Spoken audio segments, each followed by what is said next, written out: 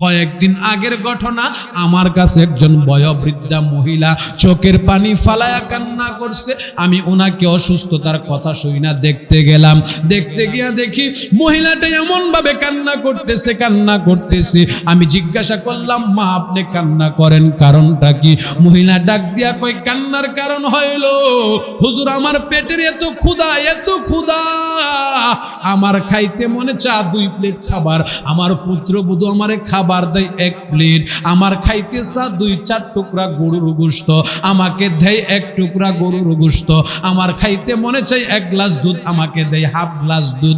আমি জিজ্ঞাসা করলাম, এরে মা বলো এইটার কারণ কি? হুজুর এর কারণ হইল আমারে যদি পেট বইরা খাওয়াইতে হয়, আমি মা পেট বইরা খাইলে বিছানার মধ্যে প্রস্রাব করে দেই, বিছানার মধ্যে পায়খানা করে দেই, আমি হাঁটতে পারি না, চলতে পারি না, আমি বিছানা থেকে উঠতে পারি না। আমি যখন বারবার আমার বৌমারে ডাক দিয়া কই, বৌমা গো আমার একটা গোশতের টুকরা বাড়ায়া দাও না, 1 প্লেট ভাত বাড়ায়া দাও না, একটু দুধ বাড়ায়া দাও না, একটু পানি বাড়ায়া খাইতে দাও না। আমার মনে চাইতেছে 1 পেয়ালা দুধ বেশি খাওয়ার জন্য, 1 প্লেট ভাত বেশি খাওয়ার জন্য, কিন্তু আমার পুত্রবধূ দেয় না, কারণ আমি বিছানায় প্রস্রাব করে দেই, পায়খানা করে দিই। আমার সন্তান আমারে ওভার এক্সট্রা খাবার দেয় না, কারণ আমি বিছানায় প্রস্রাব পায়খানা করে দিই। এই জন্য কে পরিষ্কার করবে? আল্লাহর কসম করে বলি রে যুবক, মা বাবা বৃদ্ধা অবস্থায় বিছানার মধ্যে যদি প্রস্রাব করে দেয়, পায়খানা করে দেয়, এটা পরিষ্কার করলা না, মনে হয় তুমি তোমার রাস্তার বিপদগুলো পরিষ্কার করলা। এরে যুবক ভাই, ছাত্র ভাই, মনের কান লাগায়া শোনো, মাকে যদি মন তাইকা খেদমত করো, মার প্রস্রাব পরিষ্কার করলা, মার পায়খানা পরিষ্কার করলা। বৃদ্ধা মা গোসল করতে পারে না, গোসলের ব্যবস্থা করে দিলা। আমার আল্লাহ এগুলার উসিলাই দুনিয়াতে তোমাকে এত সম্মানী, এত সম্পদের মালিক বানাবে, তুমি কল্পনা করেও শেষ করতে পারবা না। আল্লাহু আকবার। যত জায়গায় আল্লাহ তাআলা তার নিজের ইবাদতের কথা বলেছেন, তত জায়গায় মা বাবার খেদমতের কথা বলেছেন। বলি সুবহানাল্লাহ। এই পৃথিবীতে যারাই বড় হয়েছেন, মা বাবার দোয়া ছাড়া কেউ বড় হতে পারে না, মা বাবার খেদমত ছাড়া কেউ বড় হতে পারে না। এজন্য আল্লাহ তাআলা বলেন, ওয়াকাদা রাব্বুকা আল্লা তা'বুদু ইল্লা ইয়াহু ওয়া বিল ওয়ালিদাইনি ইহসান। ওয়াকাদা রাব্বুকা আল্লা তা'বুদু ইল্লা ইয়াহু। আল্লাহ বলেন আমার ইবাদতের পরে ইল্লা ইয়াহু, ইবাদত থেকে ফারেগ হয়ে ইবাদত শেষ হওয়ার পরে সাথে সাথে ওয়াবিল ওয়ালিদাইনি ইহসানা, মা বাবার সাথে সৎ আচরণ করো, মা বাবার খেদমতে নিজেকে নিবেদিত প্রাণ বানায় দাও। সুবহানাল্লাহ বলেন। মা বাবার কি করা? খেদমত করা। আজকে আমরা লক্ষ্য করলে দেখি সমাজের অনেক মা বাবা নির্যাতিত, সন্তানদের কাছে অবহেলিত, সন্তানদের কাছে সঠিক কদর পায় না। বহু মা বাবা আছে আজকে বৃদ্ধাশ্রমে। কারণটা কি? এর কয়েকটা কারণের মধ্যে বিশ্লেষকরা বিশ্লেষণা করে বের করেছেন। একটা প্রধান কারণ হলো সন্তান মা বাবার কাছে ছোট্ট সময় নবজাতক অবস্থায় যে হকগুলো পাওনা ছিল, মা বাবা তার সে হকগুলো আদায় করে নাই, যার ফলে সন্তানও মা বাবার বৃদ্ধা অবস্থায় মা বাবার হকগুলো আদায়। সন্তান মা বাবার কাছে কিছু হক পাও না, সন্তান মা বাবার কাছে কি পাও না? কিছু হক পাও না। যেমন সন্তান নবজাতক অবস্থায় দুনিয়াতে আগমন করার পরে মা বাবার দায়িত্ব হলো সর্বপ্রথম তার ডান কানে আজান, বাম কানে আকামত দিয়ে দেওয়া। 2 নম্বর মা বাবার দায়িত্ব হলো সন্তান মা বাবার কাছে হক পাওনা।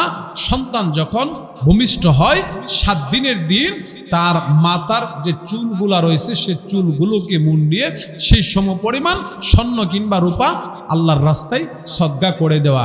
3 নম্বর সন্তান মা বাবার কাছে হক পাওনা, সন্তানটার সুন্দর ভালো একটা নাম রাখা। সুন্দর ভালো একটা কি রাখা?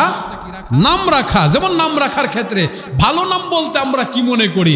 ভালো নাম তো নামের শেষ নাই, কিন্তু ভালো নাম অনেক সময় এমনও নাম রাখা হয়, যদি জিজ্ঞাসা করা এই নামটা কার কাছ থেকে রাখছেন, ওই কারো কাছ থেকে রাখছি না, এই নামটা শুনছি কোরআনে আছে। কোথায় আছে?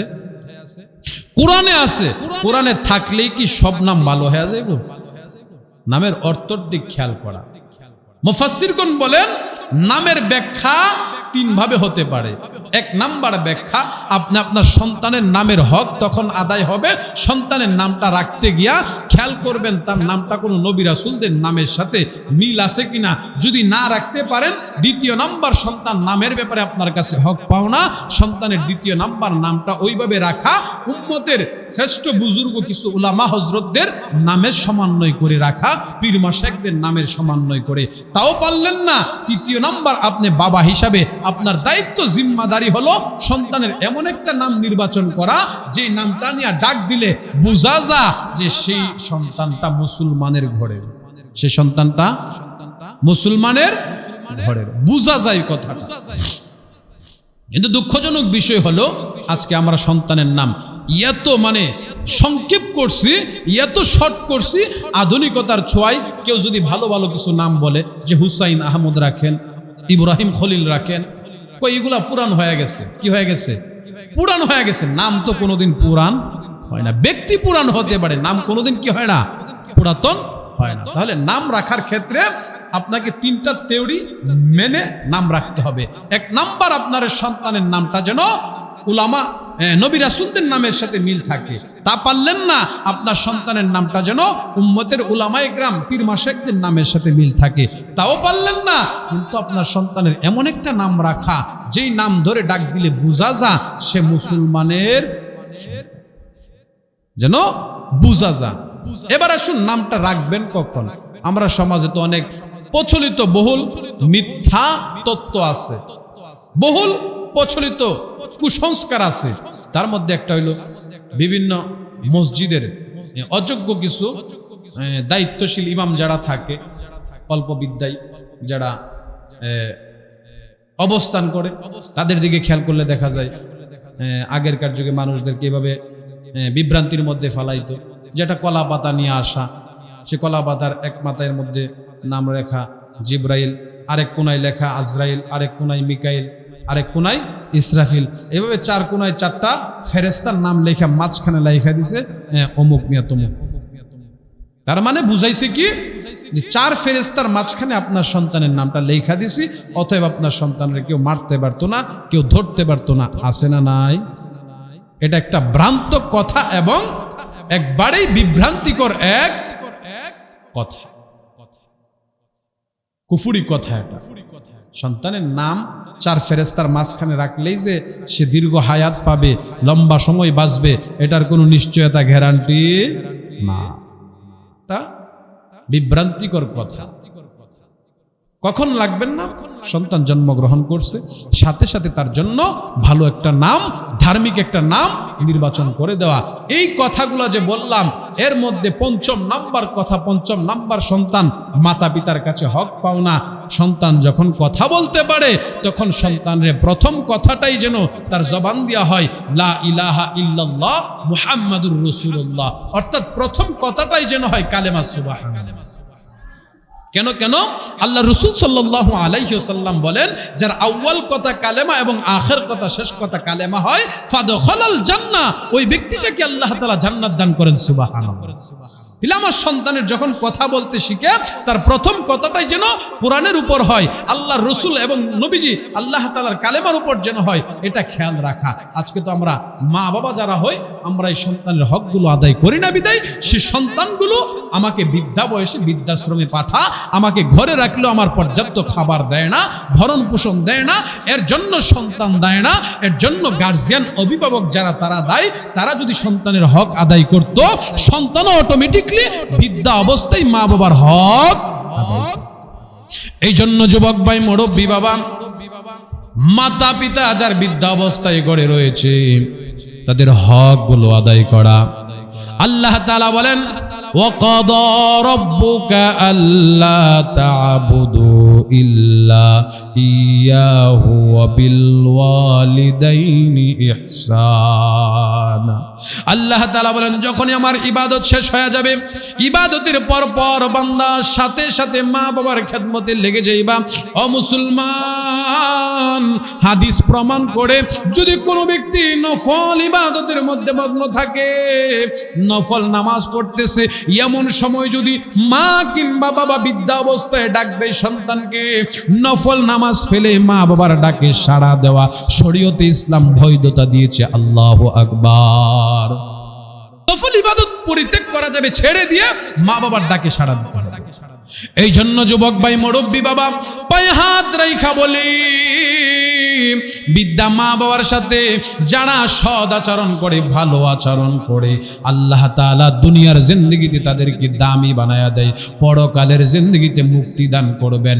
ওয়াল্লাহি আল্লাহর কসম করে বলি রে যুবক ভাই, মুরব্বী বাবা, বৃদ্ধা মা বাবা যদি তোমার আমার উপর নারাজ থাকে, অসন্তুষ্ট থাকে, মনে রাখবা আল্লাহর কসম, তোমার আমার জন্য জাহান্নাম যথেষ্ট হয়ে যাবে। মা বাবা যদি তোমার আমার উপর সন্তুষ্ট হয়ে যা, তোমার আমার জান্নাতে যাওয়ার জন্য যথেষ্ট হয়ে যাবে।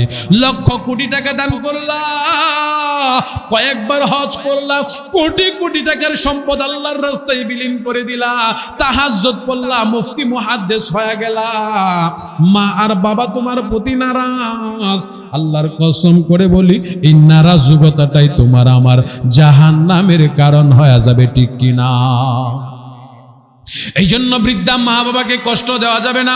এই পৃথিবীর জমিনে জিরো থেকে হিরো হয়েছে যারা, খেয়াল করলে দেখা যাবে মা বাবার কোনো না কোনো দিনের দোয়ার বদলতে আল্লাহ তাআলা তাদেরকে দামি বানায়া দিছে, দামি বানায়া দিছে।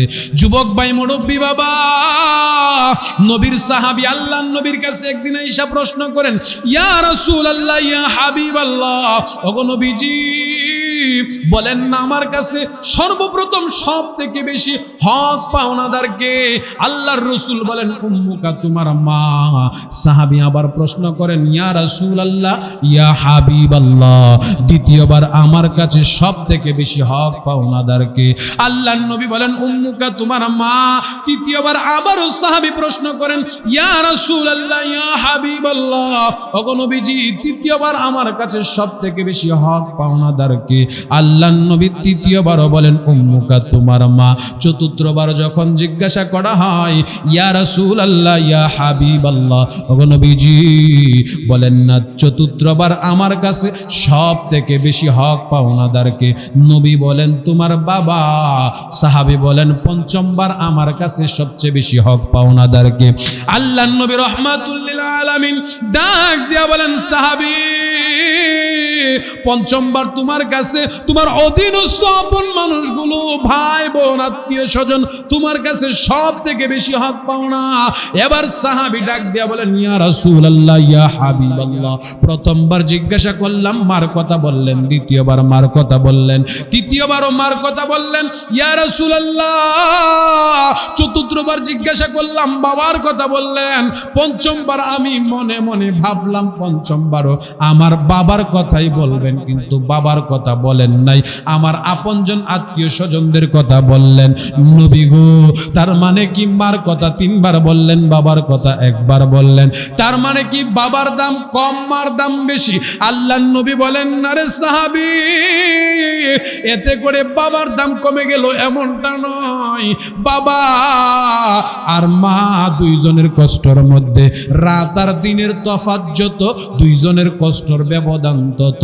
কারণ মা এমন তিনটা কষ্ট সহ্য করেছে, যে তিনটা কষ্ট বাবা সহ্য করে নাই, যে তিনটা কষ্ট বাবার উপর আসে নাই, যে তিনটা কষ্ট মার উপর এসেছে।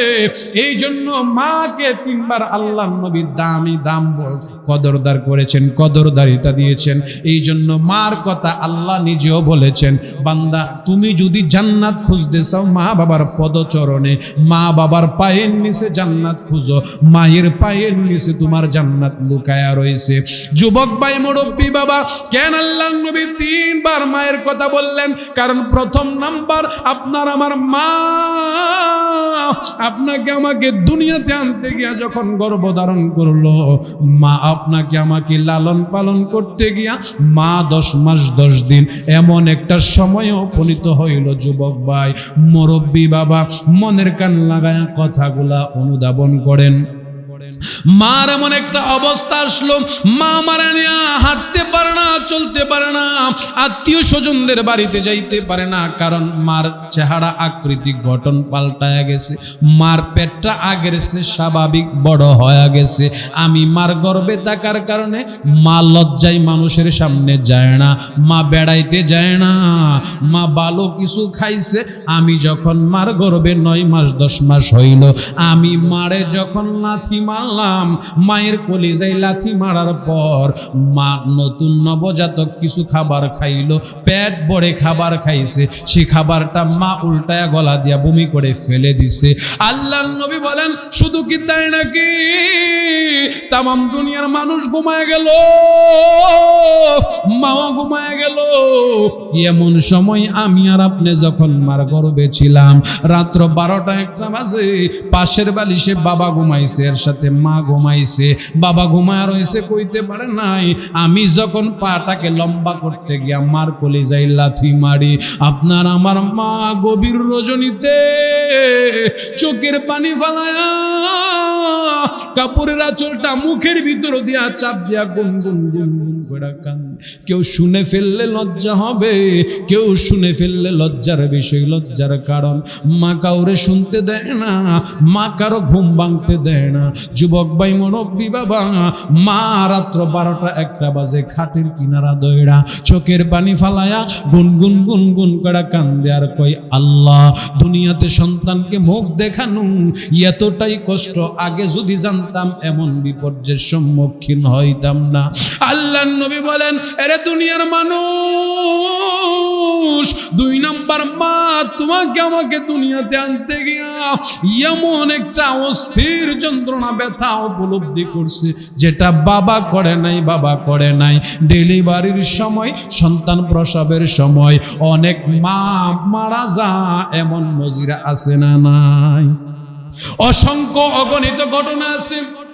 মার যখন প্রসব বেদনা ওঠে, ডক্টরদের কাছে যখন নেওয়া হয়, মা বিছানার মধ্যে শুয়ে রয়েছে, মা নিজে অনুভব করতে পারছে এখন বোধহয় আমার জীবনের শেষ সময় চলে আসছে, আমি বোধহয় আর বেশিক্ষণ বাঁচব না। মা ছোট্ট একটা রুমের ভিতর শুয়া, ওই দিক দিয়া ডাক্তাররা ঘোষণা করেছে, রোগীকে যদি বাঁচাইতে হয়, হতে পারে গর্ভের বাচ্চাটা মারা যেতে পারে, বাচ্চাটাকে যদি বাঁচাইতে যায়, হতে পারে মা মারা যাইতে পারে। এবার রোগীর গার্জিয়ানদেরকে ডাকা হয়, অভিভাবকরা আপনারা বলেন কি করবেন করেন। অভিভাবকরা বলেন, মা বাঁচলে ভবিষ্যতে সন্তানের আশা করা যাবে। এমন ভাবে অভিভাবকরা সিগনেচার দিয়া দেয়, মারে যখন সিজার অপারেশন থিয়েটারে ঢুকানো হয়, মা চোখের পানি ফালায়া ডাক্তারদের হাতে ধরে পায়ে ধরে বারবার মা কাকুতি মিনতি করে, ডাক্তার শুনেছি আমি বাঁচলে সন্তান বাঁচবে না, সন্তান বাঁচলে আমি মা বাঁচব না। ও ডাক্তার, যদি বিষয়টা এমনই হয়, আল্লাহর কসম করে বলি, আমার সন্তানটারে দুনিয়ার মুখ দেখা, আমি মা মরে যেতে রাজি আছি, আমি মা আর দুনিয়াতে থাকতে চাই না। কারণ 10 মাস 10 দিন আমি এই সন্তানটাকে গর্ভধারণ করেছি। ডাক্তারে, আমার এই সন্তানটাকে বাঁচাইতে গিয়ে যদি আমি মারা যাই, এতে আমার দুঃখ নাই, আফসোস নাই। মা পাড়া প্রতিবেশীদের কাছে হেঁটে হেঁটে একজন করে হাতে ধরে ধরে মুরব্বীদের কাছ থেকে দোয়া নেয়, ও শাশুড়ি আম্মা দোয়া করো, হতে পারে সন্তান প্রসব করতে গিয়ে আমি নাও বাঁচতে পারি। শ্বশুর শাশুড়ির কাছ থেকে বিদায় নেয়, গভীর রজনীতে স্বামীর কাছে স্বামীর সংসারের চাবির মোটাটা বুঝায়া দেয়, স্বামী আমার, দীর্ঘদিন আপনার সাথে সংসার করেছি, আজকে সন্তান প্রসব করতে গিয়া বেতার যন্ত্রণা এতটাই হয়েছে, হতে পারে আমি মা আজকের পরতেই কান্নাও বাঁচতে পারি। যদি মারা যায় আপনি আমারে ক্ষমা করে দিয়েন, আর আমার সন্তানদের প্রতি সুনজর রাখেন।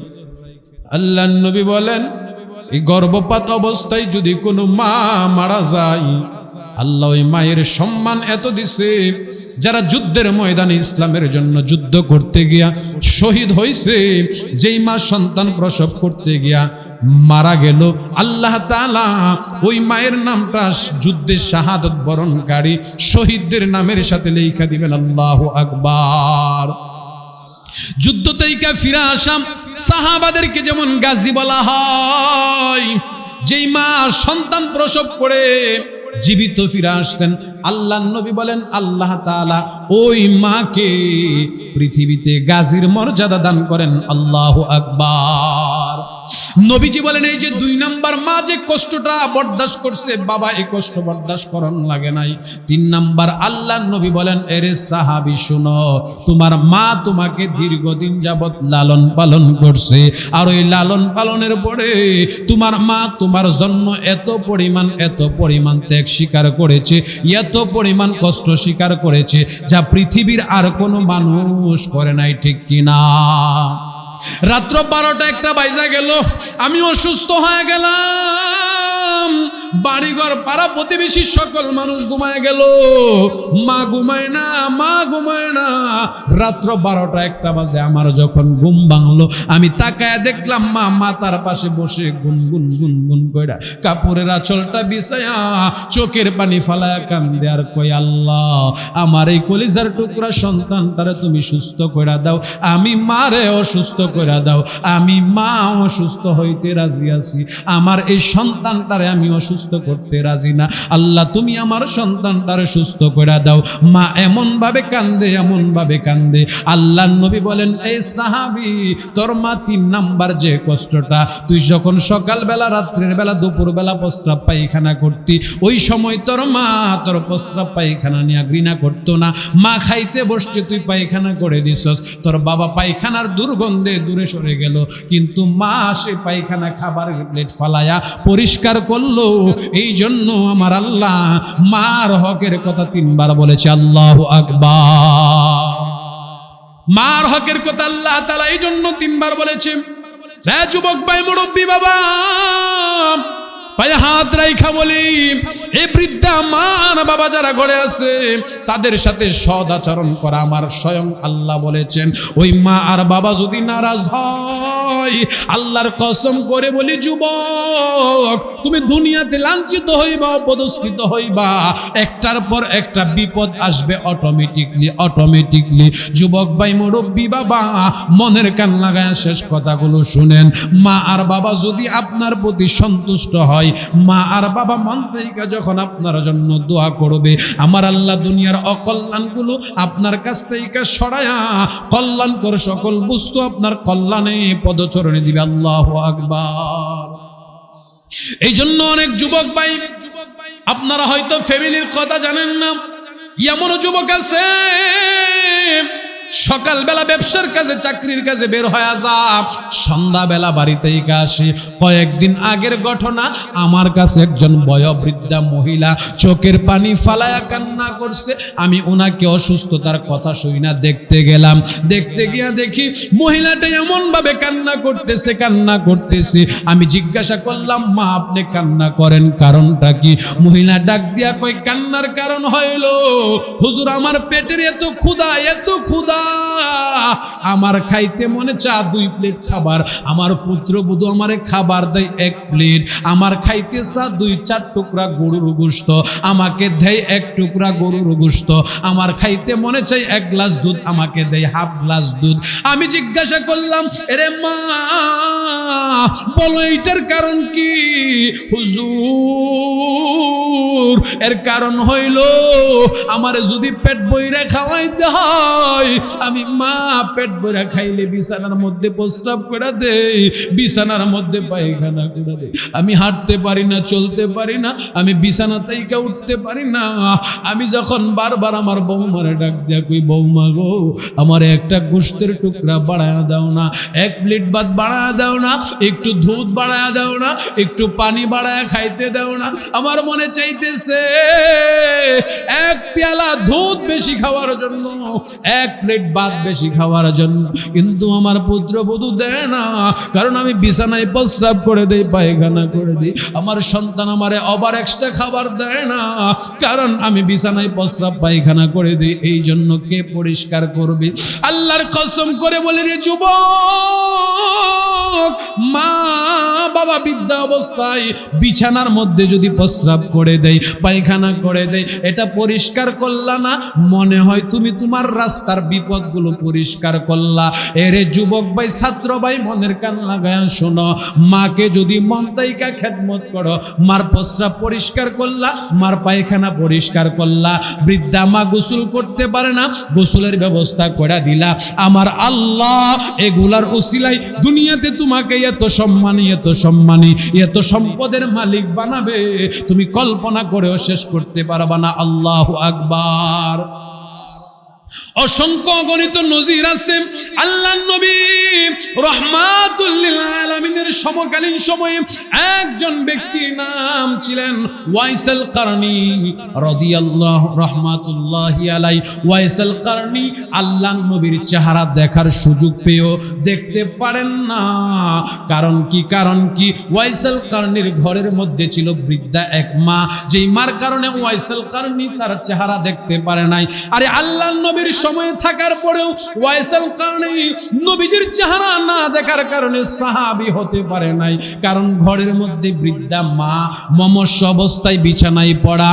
আল্লাহর নবীর কাছে যদি যা, এই দিক দিয়া যদি মা কষ্ট পায়া ফেলে, তার জন্য জাহান্নাম ওয়াজিব হয়ে যাবে।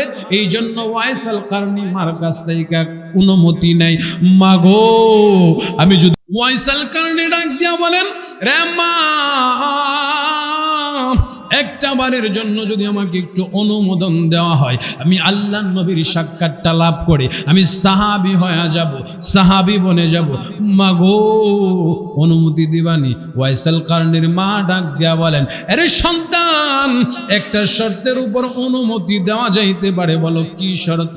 মা গো, কি শর্ত বলেন না? ওয়াইসুল কারনীর মা ডাক দিয়া বলে, তুমি সাথে সাথে আল্লাহর নবীর বাড়িতে যাইবা, যদি নবীকে পাও নবীর সাথে সাক্ষাৎ করে আবার সাথে সাথে চলে আসবা, যদি আল্লাহর নবীকে না পাও দেরি করবা না। ওয়াইসুল কারনী বলেন ঠিক আছে। ওয়াইসুল কারনী নবীর বাড়ি বরাবর চলে গেল। আল্লাহর নবীর হুজরার সামনে দাঁড়ায় সালাতু সালাম পাঠ করে ভিতর থেকে আওয়াজ দেয়, আপনি কে? আপনার কি পরিচয়? বলে, আমি ওয়াইসুল কারনী। কেন আসছেন? কয়, আল্লাহর নবীর দিদার লাভে আসছি। কই, নবী তো ঘরে নাই, দিনের কাজে বাহিরে চলে গেছে। এটা ছিল প্রথম দিনের ঘটনা। ওয়াইসুল কারনী আল্লাহর নবীকে দ্বিতীয় দিন মার কাছ থেকে অনুমতি নিয়া একই শর্ত নিয়ে রওনা হইল। দ্বিতীয় দিনও আল্লাহর নবীর দরজার সামনে গিয়া দাঁড়াইলো, ভিতর থেকে কোনো আওয়াজ নাই। ওয়াইসুল কারনী আবারও মার কাছে ফিরে আসছে। তৃতীয় দিন আবারও মার কাছ থেকে বিদায় নিয়ে আল্লাহর নবীকে দেখার জন্য গেছে, সাহাবী হওয়ার জন্য। নবীর দরবারে গিয়া আল্লাহর নবীকে সালাতু সালাম পাঠ করার পর ভিতর থেকে আওয়াজ আসে না। ওয়াইসুল কারনী আল্লাহর নবীকে না পায়া তৃতীয়বার বাড়িতে চলে আসছে। মনে বড় দুঃখ, আমি ওয়াইসুল কারনী সাহাবী হয়ে যাইতাম, আজকে নবীকে না পাওয়ার কারণে সাহাবী হতে পারি নাই। ওয়াইসুল কারনী মার খেদমতটাকে এতটাই প্রাধান্য দিয়েছি, আর কোনোদিন নবীর কাছে যায় নাই, মার কাছে সদা সর্বদাই ছিলেন। মার ওয়াইসুল কারনী ব্যতীত পৃথিবীতে আর কোনো আপন মানুষ ছিলেন না। রে যুবক ভাই, মুরব্বী বাবা, রে পর্দার অন্তরালের মা বোনেরা, ওয়াইসুল কারনী মার খেদমত এমন ভাবে করেছে, এই যে খবরটা আল্লাহর নবীর কর্ণকুহরে পৌঁছায় গেল। আল্লাহর নবী ওয়াইসাল কারনীরে এতটাই মহাব্বত করলো, ইন্তেকালের পূর্বে আল্লাহর নবী হযরত আবু বকর উসমান আলীকে ডাকায় আনছে। আরে উমর, ধর আমার পরিহিত জুব্বাটা আমি তোদের কাছে জমা দিয়া গেলাম, আমানত দিয়া গেলাম। আমার ওয়াইসাল কারনী যেদিন আমার বাড়িতে আবারও আসবে, আরবে প্রবেশ করবে, আমার ইন্তেকালের পরে ওয়াইসাল কারনীকে জুব্বাটা তোমরা হাদিয়া দিবা। আরে উমর, আর ওয়াইসাল কারনীকে পাইলে তোমরা তোমাদের কল্যাণের জন্য, মঙ্গলের জন্য ওয়াইসাল কারনীর কাছ থেকে দোয়া নিবা। আল্লাহু আকবার। ওয়াইসাল কারনীর কাছ থেকে দোয়া নিবা। আল্লাহর নবীর ইন্তেকালের পরে ওয়াইসাল কারনী মার খেদমত থেকে ফারাক হয়ে গেল, মাও মারা গেল। নবীর রওজা জিয়ারতে আসছে। ওয়াইসাল কারনী প্রবেশ করার পর মদিনার মানুষগুলো ওয়াইসাল কারনীর চতুর্পাশ দিয়ে ঘেরাও করেছে। ওয়াইসাল কারনী ডাক দিয়া বলেন, আপনারা আমাকে এমন ভাবে ঘেরাও করলেন, কারণটা কি? হযরত উমরের কাছে খবর গেলে হযরত উমর আবু বকর উসমান আলী নবীর দেওয়া আমানত জুব্বাটা নিয়ে আসছে। রে ওয়াইসাল কারনী, ধরো, আল্লাহর নবীর পক্ষ থেকে এই আমানতটা তোমাকে দেওয়া হইল। আর আল্লাহর নবী বলেছেন আমাদের জন্য দোয়া করতে। রে ওয়াইসাল কারনী, তুমি সাহাবী না? আমরা সাহাবী হওয়ার পরেও আমাদেরকে আল্লাহর নবী বলেছেন তোমার কাছ থেকে দোয়া নেওয়ার জন্য। ওয়াইসাল কারনী, তুমি তো পৃথিবীর মধ্যে শ্রেষ্ঠ একজন মানব হয়ে গেলা। বলো না, বলো না, কোন গুণের কারণে তুমি এত দামি হয়ে গেলা? ওয়াইসাল কারনী ডাক দিয়া বলেন, আমার তেমন কোনো গুণ নাই। সাহাবীরা রে, আমিও চাইলে তোমাদের মতো সাহাবী হইতে পারতাম, কিন্তু আমার ঘরে বৃদ্ধা মা ছিল। মায়ের খেদমত করতে গিয়া, মায়ের সেবা করতে গিয়া আমি আল্লাহর নবীর চেহারা দেখতে পারি নাই, তাই বলে আমি সাহাবীর যোগ্যতাও পাই নাই। সাহাবীরা ডাক দিয়া বলেন, ভাই ওয়াইসাল কারনী, সাহাবীদের যোগ্যতা পেয়ে লাভ হবে কি? আমরা সাহাবী, তুমি সাহাবী না? তোমার কাছ থেকে দোয়া নেওয়ার জন্য আল্লাহর নবী আমাদেরকে শিখায়া দিছে। সুবহানাল্লাহ। অতএব তুমি তো আমাদের চেয়ে দামি। আল্লাহু আকবার। ওয়াইসাল কারনীকে আল্লাহ তাআলা এত দাম, এত সম্মান, এত শান আর মান দিয়েছেন কেন? কয় ওয়াইসাল কারনী মার সেবা করেছে, মার খেদমত করছে। এজন্য যুবক ভাই, যারা মা বাবার খেদমত করে আল্লাহ তাআলা তাদেরকে দুনিয়াতে 3টা পুরস্কার দান করেন। বলেন কয়টা পুরস্কার? 3টা পুরস্কার। 1 নাম্বার পুরস্কার, মা বাবার খেদমত করলে আল্লাহ তাআলা কামাই রুজিতে বরকত দান করে। 2 নাম্বার পুরস্কার, মা বাবার খেদমত করলে আল্লাহ তাআলা নেক হায়াত বৃদ্ধি করে দেয়। 3 নাম্বার পুরস্কার, মা বাবার খেদমত করলে আল্লাহ তাআলা বিপদ মুসিবত থেকে হেফাজত করে। সুবহানাল্লাহ। এজন্য আমরা যারা আছি নিয়ত করি আমরা মা বাবার সাথে বেয়াদবি করব। আজকে যাদের মা বাবা আছে তাদের কাছ থেকে আমরা ক্ষমা চাবো, অতীতের ভুলগুলোর